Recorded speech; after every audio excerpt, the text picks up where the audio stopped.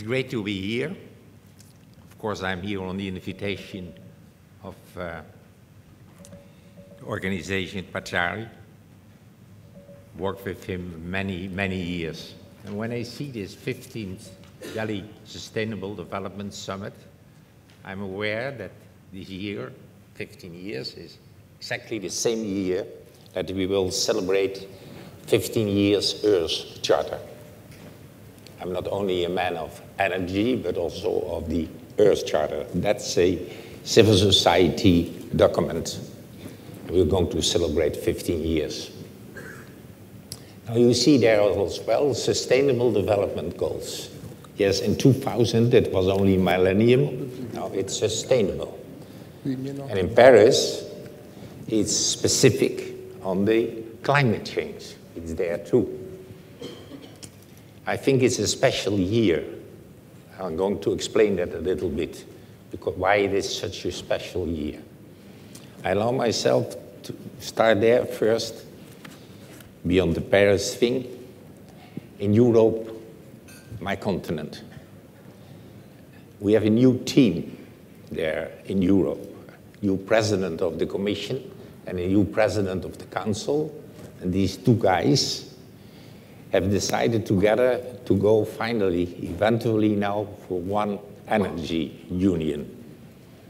They have concluded energy is so key for our continent that we should stop to be fragmented and to realize really one union.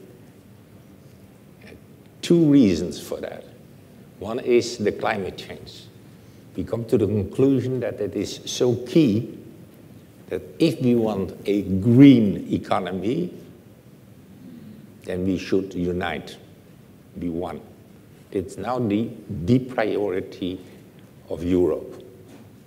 The second reason is a very political one, because after all this mess with the euro and the banking crisis, we have now the Putin crisis.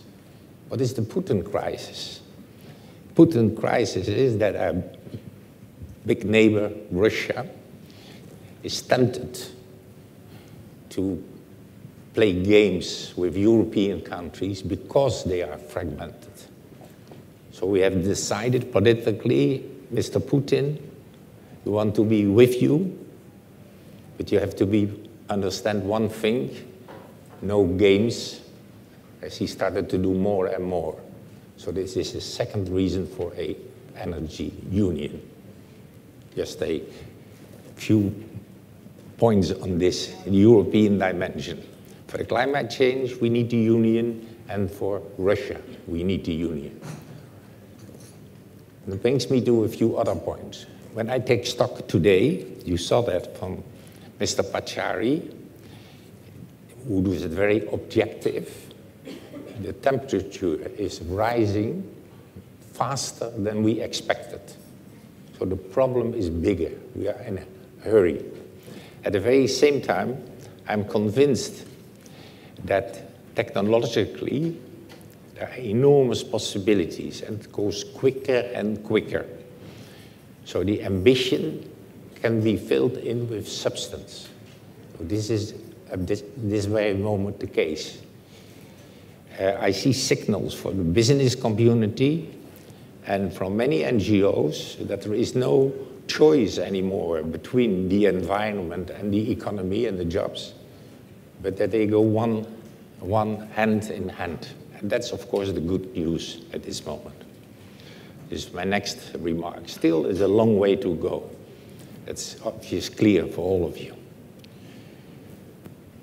Another remark. For the first time, we heard about a few months ago about the G2 on environment. This is then the United States of America and China. It reminds me that only 6 years ago in Copenhagen we had a disaster, we Europeans, because we wanted to go forward with a CO2 poor economy, and those two big countries both said we are not very interested in it. And now you see that exactly these two are going forward, which is great. I think why? And I'll give you this clue. China was so successful in its economy the last decade that they have seen more and more that it is hurting the health of the Chinese people, the health itself. Mainly in the cities, of course, but it is a national problem. So they don't think any longer that the climate change is the problem of the rich world. It is as well of the developing world. So that is an essential new element. Now allow me, myself as I am and have been, to go a bit back in my own history. When I started my life, he talked about the G2, this capitalist United States and still communist China. When I grew up, this was the division of the world. You had capitalist countries, you had socialist countries, and you had the non-aligned countries.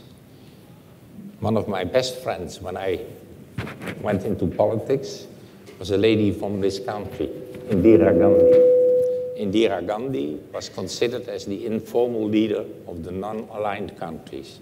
It brings me to the thought, yes, indeed, interesting, G2, America, China. But what about all those other countries? Is there not a role for India itself? To give an example, but also some leadership. And I would appreciate that, and there is an enormous potential, I think. India should not be too modest in the world. In its own country, they will achieve on climate change. And they give examples to many other countries in the world, because we cannot simply say it's either America or it's China. So these were two things I wanted to share with you. Do I have still 1 minute? Okay. I take that 1 minute for a message of hope. Many awful things happening in the world. Still there are opportunities. The most important, of course, is to live up to that message which was said earlier, our common future. It's all about our common future. But we are reaching the point that we have to make that visible in the world. We can be quite different in these countries, but we have one common future. So, how do we do this? This is by hard working, by being rational, by not fighting, but joining. Yeah? But it begins with respect for each other. That tolerance, people, spoken about this morning, to respect nature, a responsibility for the earth. So I end not with a diplomatic message, but to wish you the joyful celebration of life. Thank you.